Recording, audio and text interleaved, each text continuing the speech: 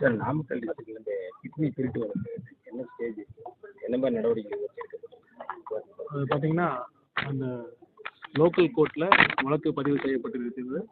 அது பற்றியான அறிக்கை விரைவில் நாங்கள் அஃபிஷியலாக கொடுக்குறோம். சரி, இது வரைக்கும் எவ்வளவு வழக்குகள் பதிவுப்பட்டிருக்காங்க? கிட்னி சம்பந்தமாக இது வரைக்கும் எவ்வளவு வழக்குகள் பதிவு சம்பந்தப்பட்ட மருத்துவமனை மற்றும் மருத்துவர்கள் மீது நாங்கள் வழக்கு பதிவு பண்ணியிருக்கோம். அது பற்றிய அஃபிஷியலான ஒரு அறிக்கை நாங்கள் கொடுக்குறோம். இந்த மருத்துவமனைகள் வந்து தாக்குதல் நடக்குது, அதுக்காக புதிய சட்டங்கள் ஏதாவது இருக்குது, நாம்ஸ் இருக்குது, புதுசாக பட்ஜெட் கூட்டத்தில் கொண்டு வர வாய்ப்பு இருக்குது. இல்லை, ஏற்கனவே சட்டம் இருக்குது. இப்போ பார்த்தீங்கன்னா ஹாஸ்பிட்டல்ஸ் மேலே மருத்துவர்கள் மீது தாக்குதல் நடத்துகிறாங்க. ஏன்னா டாக்டர்ஸ் ஒரு சாஃப்ட் டார்கெட்டாக இருக்காங்க. பார்த்தீங்கன்னா அவங்க யாரும் எந்த ஒரு ஆயுதம் இல்லாமல் இருப்பாங்க. அதில் எளிதில் அவங்க ஏதோ பிரச்சனைனா உடனே போய் ஒரு டாக்டர் அடிக்கிறதோ, அவங்க இருக்கிற மருத்துவமனையை கண்ணாடிகளை உடைக்கிறதோ, அந்த மாதிரி பிரச்சனை இருக்குது. அதை பற்றியும் அந்த இந்திய மருத்துவ சங்கம் சொல்லியிருக்காங்க. இதை பற்றி நாங்கள் ஒரு மற்ற துறை அமைச்சரோடு கலந்து பேசி ஒரு நல்ல முடிவை நாங்கள் எடுப்போம். கண்டிப்பாக மக்கள் நலன் சார்ந்த ஒரு அரசை நாங்கள் ஏற்படுத்தி கொடுப்போம் என்பதை அரசு மருத்துவமனையில டாக்டர்கள் பற்றாக்குறை, ஈரோட்டில் டாக்டர்கள் பட்டினீங்க லாஸ்ட் டைம் வந்து பணியிடங்கள் சொன்னீங்க. இப்போ வந்து இப்போ மேல் சிகிச்சைக்காக வந்து இப்போ பெருந்துறை ஐஆர்டிடி கூட போகிறதில்ல, சேலம் தான் ரெஃபர் பண்ணி பெரும்பாலும் போகிறாங்க. இந்த மருத்துவ பணியிடங்கள் வந்து எப்போ நடந்தது? மருத்துவ பணியிடங்களை பொறுத்த வரைக்கும், மருத்துவர்களை பொறுத்த வரைக்கும் பார்த்தீங்கன்னா கிட்டத்தட்ட 97-99% நாங்கள் ஃபில்லாக தான் இருக்குது. அது என்னென்னா இப்போ ஸ்பெஷலிஸ்ட் சிறப்பு மருத்துவர்களுடைய தேவை இருக்குது. அதுக்கான போஸ்ட் நம்ம கிரியேட் பண்ண தேவை இருக்குது. இந்த பட்ஜெட்டில் அதற்கான அறிவிப்பை வாங்குறதுக்கு இன்னும் கியூல நின்றுட்டு இருக்காங்க மக்கள். இன்னும் அந்த ஆப் மூலியமா அந்த அவேர்னஸ் ஆகலன்னு இல்லை, கண்டிப்பாக நீங்கள் இதை அந்த பொறுப்பு நம்ம ஊடகத்துறைக்கும் இருக்குது. நீங்களும் அதை பற்றி சொல்லுங்கள். கண்டிப்பாக கியூவில் நிற்க வேண்டிய அவசியம் இல்லை. 22 மாவட்டங்களில் நம்ம இந்த வசதியை ஏற்படுத்தி கொடுத்துருக்கோம். வீட்டில் இருந்தபடியே நீங்கள் ஒவ்வொருத்தர் மருத்துவ பயனாளிகளுக்கு அவர்களுக்கு அந்த ஸ்மார்ட் ஃபோன் இருக்குன்னு அவசியம் இல்லை. அவங்க வீட்டில் உறவினர்கள் இருந்தாலோ நண்பர்கள் இருந்தார்களோ அவங்க மூலமாகவே அந்த ஓபி சீட்டை எடுத்துக்க முடியும். மருத்துவமனைகளில் அந்த போர்டு எதாவது வைக்கலாம். இல்லை கண்டிப்பாக அதுக்கான இன்னும் பார்த்தீங்கன்னா இப்போ இந்த அறிமுகப்படுத்திய இந்த 2 வாரங்களே கிட்டத்தட்ட 1.5 லட்சம் பேர் அந்த எடுத்திருக்காங்க.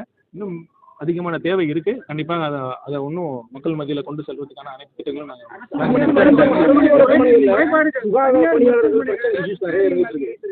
அரசு மருத்துவமனைகள்ல சுகாதார பணியாளர்கள் வந்து நியமிக்கிறதுல நிறைய இஷ்யூஸ் இருந்துச்சு. தனியார் நிறுவனத்துக்கு நம்ம வந்து டெண்டர் கொடுத்துருக்கோம். அவங்க வந்து ஊழியர்கள் சரியான சம்பளம் கொடுக்கறது இல்லை, ஊழியர்கள் பணிக்கு வரல, வேறு பணிக்கு ஈடுபடுத்துறாங்க.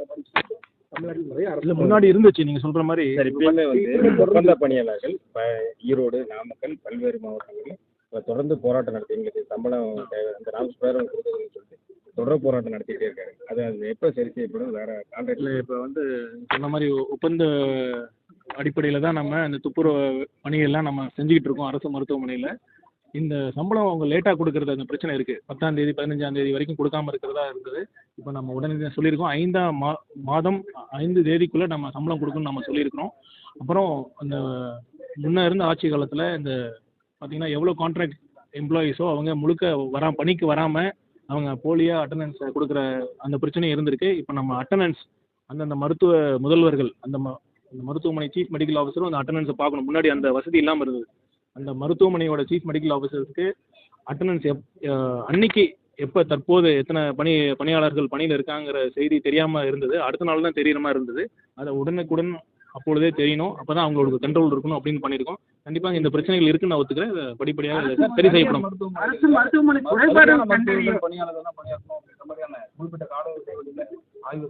இதுங்க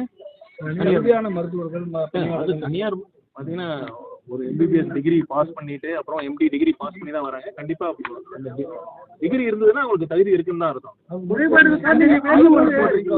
டிஸ்டர்ப் பண்ணியிருக்காங்க அரசு மருத்துவமனையில் எவ்வளோ குறைபாடு. ஒரு குழு ஒன்று இப்போ போட்டிருக்கீங்க. அது எவ்வளோ நாளைக்குள்ள அதெல்லாம் சரி பண்ணுறதுக்கு ஒரு டார்கெட் வச்சிருக்கீங்க? இல்லை பார்த்தீங்கன்னா அது குழு வந்து அந்த நோயாளிகளின் நான் ஏற்கனவே சொன்ன மாதிரி மருத்துவ பயனாளிகள் ஒரு மருத்துவமனை அனுபவங்களை மேம்படுத்துங்கிறதுக்காக நாங்கள் அனைத்து முயற்சியும் எடுத்துட்டு இருக்கோம். இது ஒரு கண்டினியூஸ் ப்ராசஸ். ஒரு பெரிய பட்டியலை வெளியிட்டு இருக்கீங்க அரசு மருத்துவமனையில் இவ்வளவு குறைபாடுகள் இருக்குன்னு சமீபத்தில். அதுக்காக நீங்க வந்து முதல்ல குறையை கண்டுபிடிச்சிருக்கோம். அதுக்கு நீங்க பாராட்டணும். இதுக்கு முன்னாடி குறையெல்லாம் பார்க்காம எல்லாமே சிறப்பா இருக்குன்னு சொல்லிட்டு இருந்தாங்க. அது மாதிரி இல்லாம குறையை நாங்கள் ஐடென்டிஃபை பண்ணிருக்கோம். குறையை நாங்கள் சரி பண்றதுக்கு படிப்படியாக முயற்சி விரைவில்